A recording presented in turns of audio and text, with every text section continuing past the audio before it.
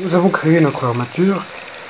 Toujours dans le mode Edit, nous allons maintenant apparenter les os séparés à l'armature principale, dont le parent principal est cet os qui s'appelle ici Bone. On voit ici son nom.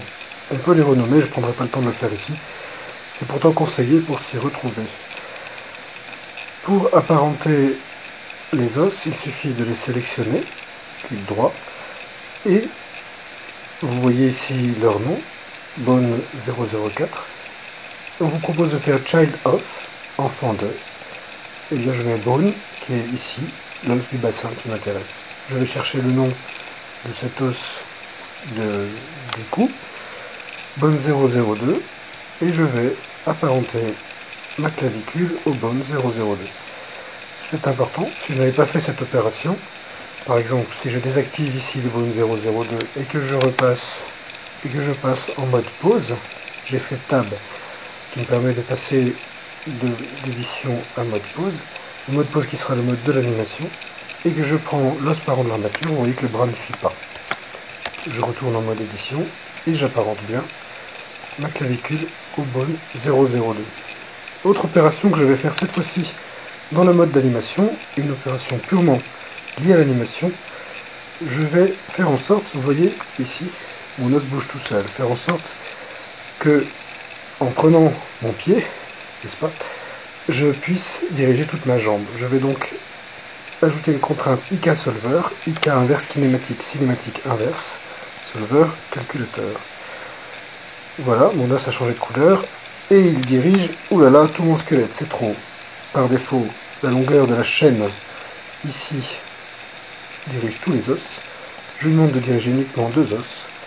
C'est plus correct. Je fais la même chose ici, avec mon poignet. Et cette fois-ci, je lui demande de diriger jusqu'au bras. Je peux lui demander en cours d'animation de diriger aussi ma clavicule. Ce qui peut être intéressant, ces paramètres peuvent être changés sans arrêt. Je rajoute cette contrainte à mes doigts, ce qui est aussi très pratique. Vous voyez, c'est à nouveau très simple et très rapide.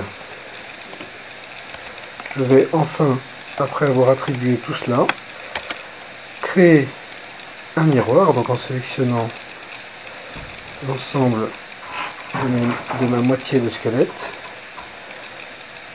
je vais la transférer du côté gauche. Pour cela, Shift D, dupliquer, mais je ne veux pas déplacer mon objet, donc j'appuie sur Échappe. La duplication est toujours là. Vous voyez que en la déplaçant, je vois toujours celle de dessous. Et pour faire un miroir, je vais poser mon curseur à l'axe de mon ours. Alors là, la grille n'est pas très lisible, c'est dommage, mais d'habitude la grille nous aide un peu. Et je vais dire, c'était déjà le cas, mais dire à mon logiciel, à Blender, que le centre, le pivot de mon affichage et de mes mouvements, c'est le curseur 3D. Je fais CTRL M, miroir. Blender me demande sur quel axe, ici en bas à gauche. Je clique sur X, Entrée, et j'ai donc réalisé mon miroir. Si je passe à nouveau en mode pause et que j'attrape mon os principal, tout suit. Mon squelette est prêt pour être attribué à mon mesh.